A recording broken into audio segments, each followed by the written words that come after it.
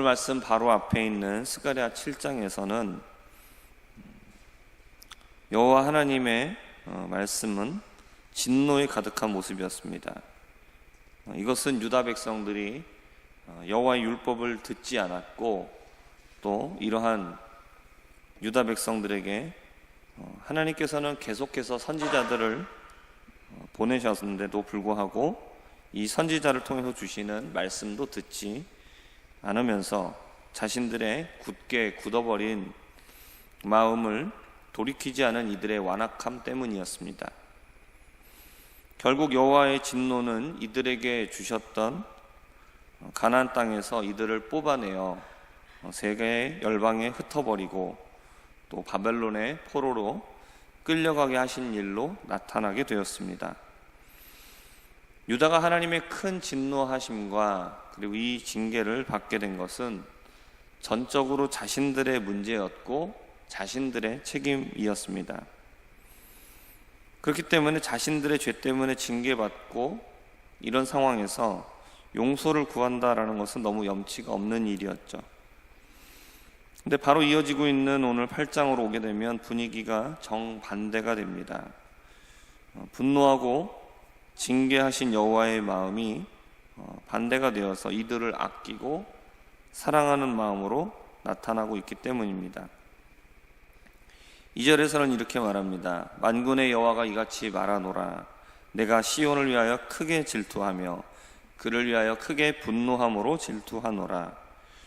질투라는 이 단어에는 열정, 열심이라는 뜻도 함께 있습니다. 질투하는 사람의 모습을 생각해 보면 우리가 쉽게 이해가 되는 뜻입니다. 질투라는 것은 내가 그 상대방에 대해서 열정이 있기 때문에, 또 사랑하는 마음이 열심히 있기 때문에 일어나는 감정과 행동입니다. 상대방에 대해서 사랑하는 마음이 없으면 상대방이 무엇을 하든지 말든지 관심도 없겠지만, 내가 상대방을 너무나 사랑하기 때문에 그 열정이 크기 때문에 그만큼 질투하는 것입니다. 결국 하나님께서 시온을 위하여 크게 질투하고 크게 분노함으로 질투하시는 이유는 이들을 사랑하는 마음이 너무나 크고 이들을 향한 하나님의 열심이 너무나 크다라는 것을 말해주고 있는 것이죠. 여호와의 말씀을 들으면 복을 누리면서 계속해서 잘 살 수가 있는데, 하나님의 말씀을 듣기를 싫어하고 징계를 받고 있는 유다의 모습을 보면서 하나님의 마음에 꼴 좋다라는 마음이 있는 것이 아니라, 왜 너희들은 내 말을 듣지 않아서 그렇게 고생을 하고 있느냐, 하나님 마음속에 열불이 터지는 겁니다. 그렇게 고난받고 고통받는 유다의 모습을 보고 여호와께서는 그들을 사랑하는 마음이 너무나 크기 때문에 내가 시온에 돌아와서 예루살렘에 거하겠다라고 말씀하는 겁니다. 여호와의 말씀을 듣지 않는 이 유다의 모습을 바라보면서 미운 것이 아니라 안타까운 것이죠. 그렇기 때문에 두고 볼 수 없으니까 결국은 속이 타버린 하나님은 이들을 위해서 하나님이 일하시는 겁니다. 여호와께서 유다를 위하여 일하시게 되면 그 모습은 어떻게 되느냐? 예루살렘은 진리의 성읍이 되고, 그리고 여호와께서 계시는 산은 성산이 되게 됩니다. 그리고 성에는 나이가 많은 늙은 남자와 여자들이 앉아있게 되고, 거리에는 아이들이 가득하여 뛰놀게 될 것이다 라고 말씀합니다.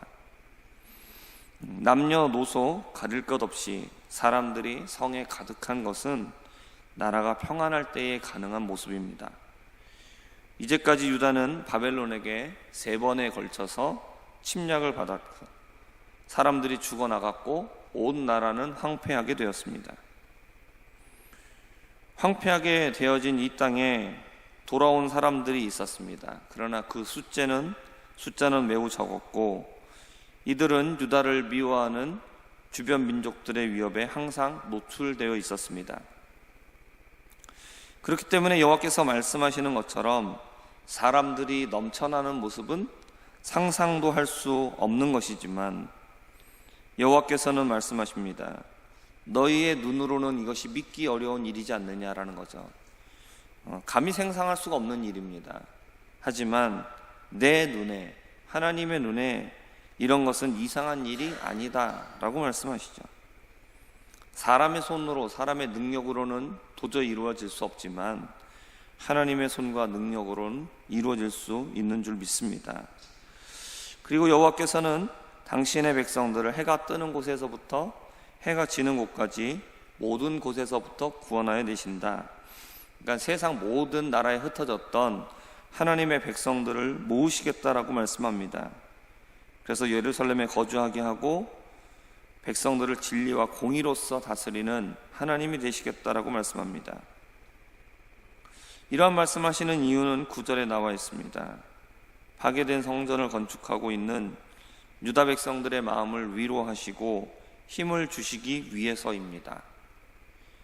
70년 포로 생활을 마치고 돌아와서 아무것도 없는 땅에 보잘것없어 보이는 성전을 다시 짓고 있는 이들의 마음은 어땠습니까?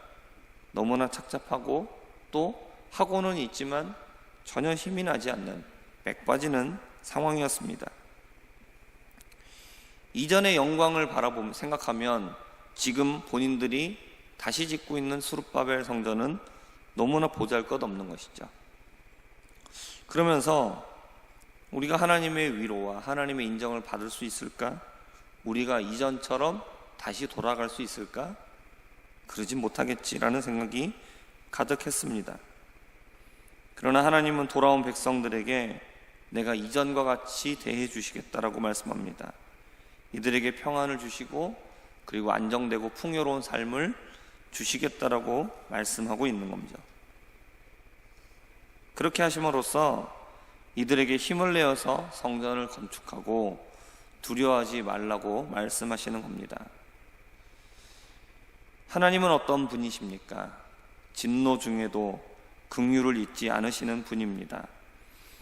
하나님은 우리를 사랑하시기 때문에 징계하시는 것이고 그리고 징계의 때가 끝나면 다시 회복시키시는 분입니다. 하나님은 우리를 향하여 질투할 정도로 사랑하십니다.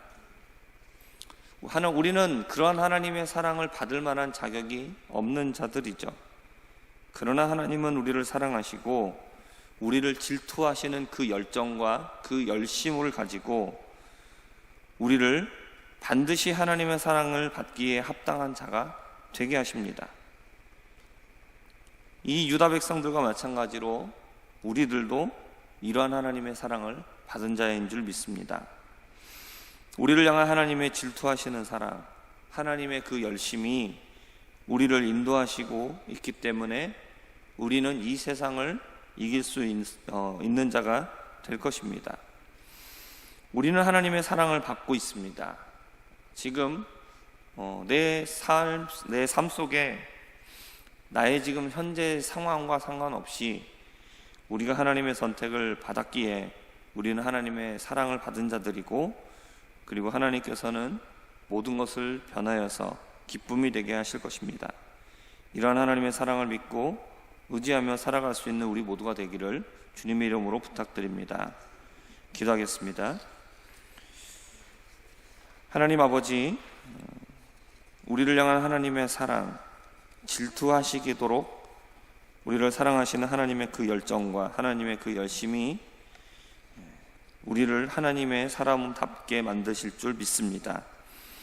이러한 하나님의 사랑 가운데 우리가 있음을 깨닫고 우리가 이 세상을 이겨 나갈 수 있는 하나님의 백성들이 되게 하여 주옵시고 지금 내가 닥치고 있는 내가 만난 상황과 환경이 어렵다 할지라도 이 모든 것들을 이루어 나갈 수 있도록 이 세상을 승리하며 살아갈 수 있도록 우리를 붙잡아 주옵소서.